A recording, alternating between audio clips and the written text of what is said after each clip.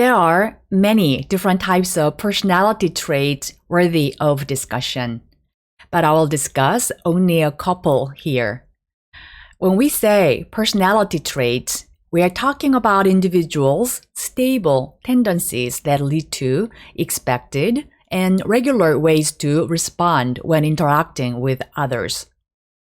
Personality traits are stable over time because individuals exhibit their tendencies across different times.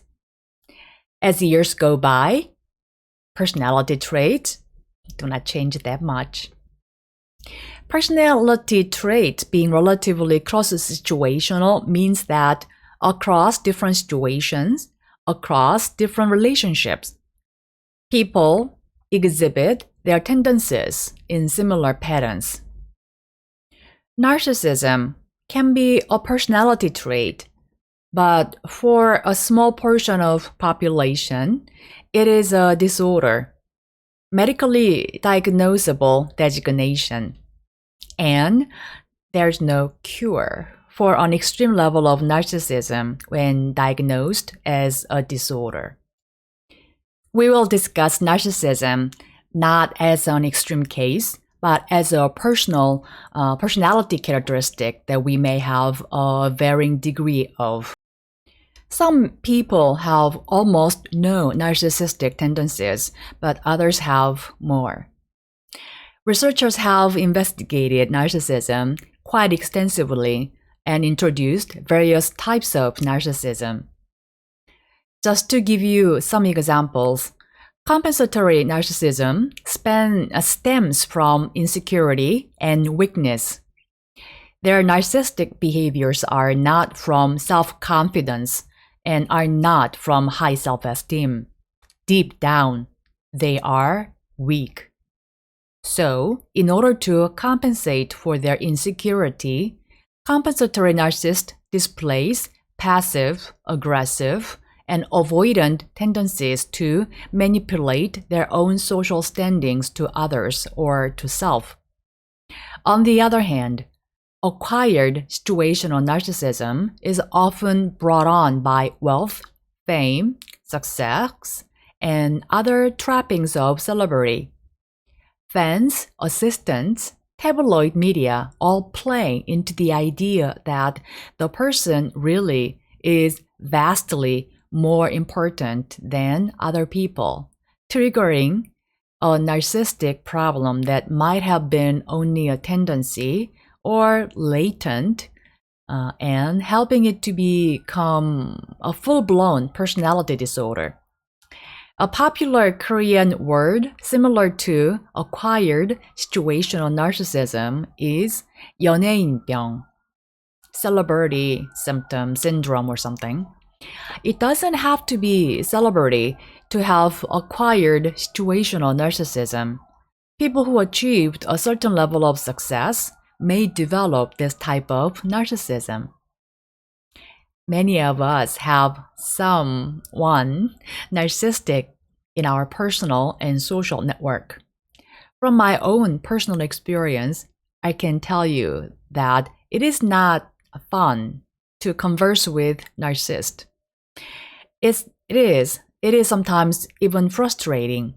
So when you recognize someone as a narcissist, at least you can be prepared and adjust your conversation with a narcissist. Here are some features of narcissism. People with narcissistic tendencies they feel grandiose and self-important. That is, exaggerating accomplishment, talent, skills, and their personal contacts. And they may even have personality traits to the point of lying, demand to be recognized as superior without commensurating achievement. People with narcissistic tendencies sometimes behave arrogantly. They feel superior, omnipotent, omniscient, invincible, immune, above the law, and omnipresent in their magical thinking. They rage when frustrated, contradicted, or confronted by people they consider inferior to them and unworthy. Some of them are obsessed with fantasies of unlimited success, fame, fearsome power or omnipotence, unequaled brilliance, bodily beauty or sexual performance, or ideal, everlasting, all-conquering love or passion. But they have this fragile self.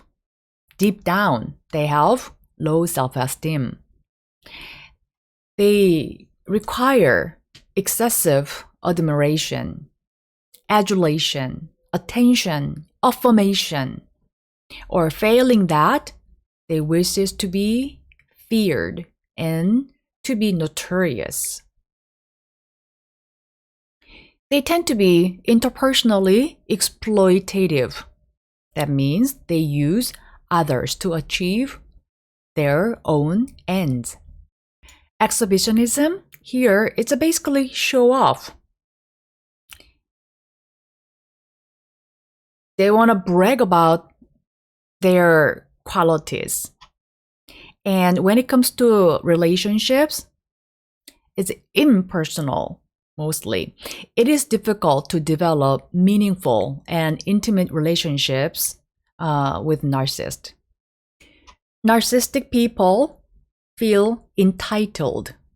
They demand automatic and full compliance with their unreasonable expectations for special and favorable priority treatment. They are devoid of empathy. They are unable or unwilling to identify with, and they are unable to acknowledge or accept the feelings, needs, preferences, priorities, and choices of others. When you are communicating with a narcissist, you will notice these things shown in this slide. Narcissists want you to compliment them, sometimes subtly or even explicitly. They say things that elicit a complimentary response from you, so that you feel obligated to say things like, "You are good," "You did well." Narcissists tend to feel better than you do. So, whatever nice things you want to say about you, for example, you say, "Hey, I got a second place prize." Your narcissistic friend will find a way to say, "I got a first place prize in a similar event." Narcissists want to talk about themselves, so they try to change the conversational topic so that they can be the focus. In conversation, you can count how many times your narcissistic friend say, "I," "me," "myself." Narcissists like to receive attention and want to be the center of conversation. So they tend to say a lot about themselves to a point of TMI, too much information. Let's move on to communication apprehension. This one pertains to being uncomfortable with interacting with others. Such fear or anxiety can be real, as in you are extremely nervous while talking with another person. You can experience apprehension even when you are thinking about meeting someone and talking with that person. There are a number of physical sensations associated with communication apprehension. We might notice our heart pounding or our hand feeling clammy. We may break out in a sweat. We may have stomach butterflies or even feel nauseated. Our hands and legs might start to shake, or we may begin to pace nervously. Our voices may quiver, and we may have a dry mouth sensation that makes it difficult to articulate even simple words. Breathing becomes more rapid, and in extreme cases, we might feel dizzy or lightheaded. Anxiety about communication is profoundly disconcerting because we feel powerless to control our bodies. Furthermore, we may become so anxious that we fear we will forget our name, much less remember the main point of the speech we are about to deliver. According to communication research, communication apprehension has 4 types. Some of us have communication apprehension as a trait anxiety. Trait anxiety is considered as a personality type. It is stable characteristic of an individual. People who have trait type of communication apprehension have this relatively constant level of fear of communication whenever, wherever, whomever they are communicating with. People with trait communication apprehension try to avoid interacting with others. Context anxiety triggers communication apprehension due to a specific context. Some people have no problem with talking with almost anyone, but may experience some fear or anxiety when talking in front of a class. Good example of context anxiety is public speaking. Another example could be job interviews. I know of some people who are very qualified, turned out to be an excellent coworkers, but whenever they were interviewed by future employers, they said awful things and made so many speech errors during the interviews. If employment decisions were made solely based on interview performance, they would have not gotten any jobs. Audience anxiety has to do with a specific type of individuals or a group of people whom you need to interact with. Some students may have this type of communication apprehension toward professors. Those students have very lively interactions with their peers, but whenever they are with professors, they become quiet. Some people may have audience anxiety whenever they are interacting with people of opposite sex. Some of my married friends have quite a good amount of communication apprehension with their in-laws. Finally, situational anxiety is about a combination of audience and context. That is, audience type alone or context type alone does not trigger situational anxiety, but a unique combination of audience and context creates a specific situation where people experience anxiety. For example, some people may not have anxiety about communicating with another person of opposite sex, and also no problem with going on a date with another person of romantical interest. But being on a first date with another person who we find attractive can trigger this situational anxiety. I myself also have a moderate level of situational anxiety about the first day of lecture on the first day of a semester with totally new students in my undergraduate class. As you can see me by now, in the middle of the semester, I do not appear to have much communication apprehension with any of you, But on the first day, my heart pounded. I had dry mouth, and so on. Another example of situational anxiety of my own is that I don't have any communication apprehension interacting with my own parents and my husband's parents. But when my parents met my husband's parent for the first time in the United States, I was the only one who can speak Korean and English in that meeting. Therefore, I was the designated translator for everyone. My stress level was way high. I was so nervous and anxious about creating good images for everyone, including myself, and not making mistakes, not translating any words in the wrong way, so on. I was so nervous. My situational anxiety was too high. When doing public speaking or giving presentations, we may experience some amount of communication apprehension. When we do, we go through stages and may experience different amounts of communication apprehension at each stage. The first is anticipation. It can be the minutes prior to starting the speech.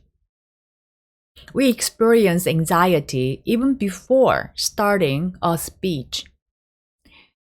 When I was teaching public speaking class in the United States, I had some students who had an extremely high level of, let's just say, stage fright. In one case, a student came to the class for his speech, but when I called him for his turn, he did not respond. He appeared unconscious, not moving, with his eyes closed. I had to call 911. Later, I learned from a hospital that the student did not sleep for 3 days in fear of his public speaking. And he told no one, including me, the instructor. When sitting in a class, he became unconscious, but in fact, medically speaking, fell asleep deep. This is an extreme case, but some of us have some amount of anxiety at this anticipatory stage. The second stage is confrontation. It could be the first minute of the speech. This is the very beginning of your speech.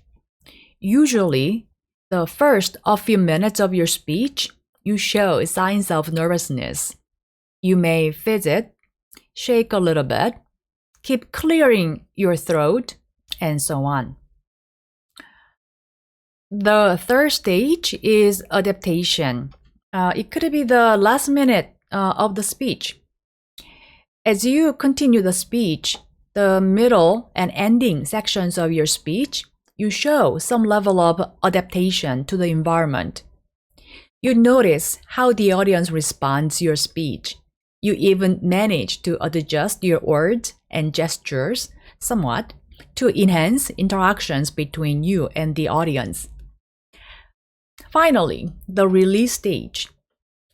The minute immediately following the end of the speech. The release stage pertains to the period after the end of the speech. If you are giving a public speech or presentation, this stage is about you coming back to your chair after your presentation is over. Your mind and body may give different types of emotions, physiological signs during the middle of the speech versus after the speech is finally over. Now, I would like to ask you a question as shown in this slide. When do you think people usually have the highest level of anxiety? Anxiety typically peaked at the anticipatory stage. In words, we are likely to be most anxious night before we get up to speak. As we progress through our speech, our level of anxiety is likely to decline.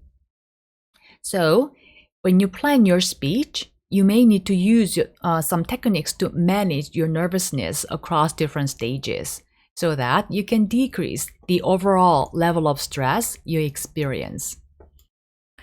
Cognitive restructuring is simply changing how you label the physiological responses you will experience.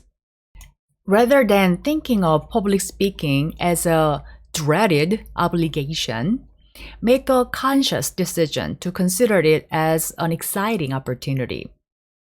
Because some aspect of communication apprehension has to do with psychological response, making a cognitive effort to change how you see the speaking can help. Instead of saying to yourself things like, "I'm going to forget everything when I get to the front of the room," tell yourself that, "I have notes to remind me what comes next, and the audience will not know if I don't cover everything in the order I planned." When my students prepare for a presentation at an important academic conference or a job interview, and so on, I do not say things like, "You gotta do your best, otherwise you embarrass everyone." Instead, I tell them, "So what? You make some mistakes while delivering the speech. When you realize mispronouncing some words, forgetting to cover a few points, hey, just smile a little bit, inhale, deep breath." Your audience usually do not think about it as much as you do. No big deal. You don't have to be perfect. Just have fun. One of the reasons preparation helps with communication apprehension is that preparation reduces uncertainty. Uncertainty makes for greater anxiety. Nothing is more frightening than facing the unknown. Although no one can see into the future and predict everything that will happen during a speech, every speaker can and should prepare so that the unknowns of the speech event are kept to a minimum. So you can do this by gaining as much knowledge as possible about whom you'll be addressing, that is, analyzing your audience, and then what you will say, how you will say it, where the speech will take place. The importance of practice goes without saying. Practice in conditions similar to those you will face when speaking is important. Finally, watch what you eat immediately before speaking. The butterflies in your stomach are likely to be more noticeable if you skip normal meals. While you should eat normally, you should avoid things like caffeinated drinks because they can make your shaking hands worse. So, know your stomach, prepare your body so that shaking hands, stomach upset, dizziness, lightheadedness can be avoided. There are ways to reduce nervousness during delivery. There are a number of steps you can take to counteract the negative physiological effects of stress on the body. Deep breathing helps relaxing and warming up your neck and shoulder muscles. I, for example, tend to have a dry mouth. So before the speech, I sometimes have sour candy in my mouth for a few seconds, or I prepare water bottle nearby during my speech. During your speech, make a point of establishing direct eye contact with your audience members. When there are many people in a room, you don't have to make eye contact with everyone. I, for example, sometimes take a note of a few individuals in the room who are seated in the left, middle, and then the right section of the room.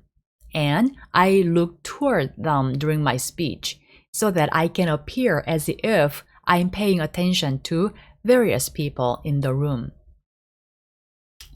And maintain your sense of humor. Unexpected things can happen anytime. React with humor. One general technique for managing stress is positive visualization. Visualization is the process of seeing something in your mind's eye. Essentially, it is a form of self-hypnosis. Frequently used in sport training, positive visualization involves using the imagination to create images of relaxation or an ultimate success. I myself, for example, when preparing my speech or lecture, I sometimes try to visualize how students would react when I use jokes, funny stories, riddles, games with unexpected endings. Not every game, not every jokes of mine work at a maximum level of academic fun, but I try to visualize at least a few students' smiling faces. Systematic desensitization is a behavior modification technique that helps individuals to overcome anxiety disorders. People with phobias or irrational fears tend to avoid the object of their fear. For example, people with phobia of elevators, riding in elevators, and this only adds to their fear because they never learned that riding in elevators is usually perfectly safe.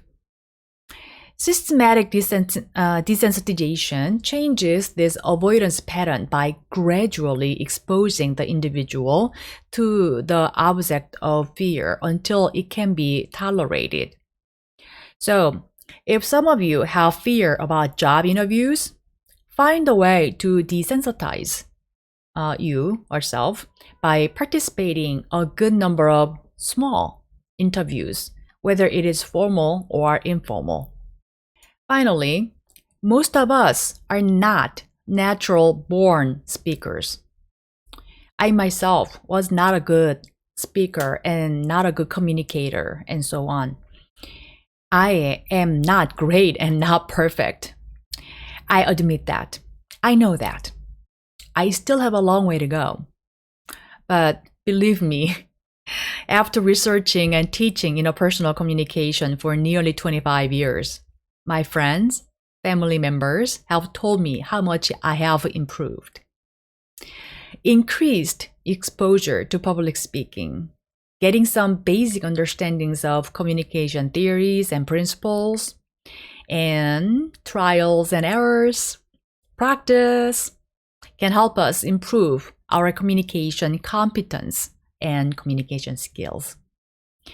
Although I am not requiring you to do public speaking for this class, I hope that knowledge and information you get from this class will help you to acquire and improve communication skills eventually.